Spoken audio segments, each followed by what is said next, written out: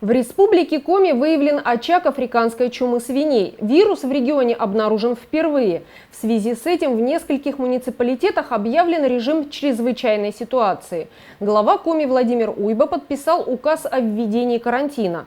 Стоит отметить, что для человека инфекция опасности не представляет, но может стать причиной смерти всего поголовья животных. В поселке Краснозатонский под Сыктывкаром в личном подсобном хозяйстве пало 13 животных. Прошу в связи с этим фермеров, владельцев частных подворий мобилизоваться и ввести внутренний карантин в хозяйствах. Владельцам личных подсобных хозяйств следует воздержаться от покупки и перевозки свиней до снятия ограничительных мероприятий. Вирус очень контагиозный, заразный и живучий даже при низких температурах.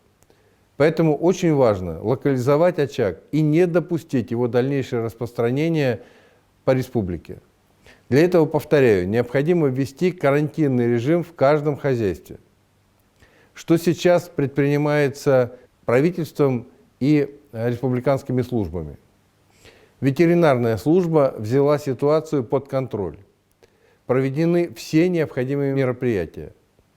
Основная цель их – локализовать очаг и не допустить распространения болезни. Сейчас выясняется, как вирус проник в республику. Это очень важно, чтобы не допустить дальнейшее распространение, если это произошло с передач через корма. Отмечу, что очаг заболевания африканской чумой свиней в республике выявлен впервые. Регион был благополучен по этому заболеванию. Однако угроза распространения этой вирусной инфекции была в конце прошлого года. Ветеринары проводили работу среди фермеров из-за того, что случаи заболевания были выявлены в Архангельской области. Со вчерашнего дня специалисты ветслужбы совместно с представителями МВД проводят поголовный пересчет свиней в первой угрожаемой зоне. Какая это зона? Это Сыктывкар, Сыктывдинский и часть Карткеросского района.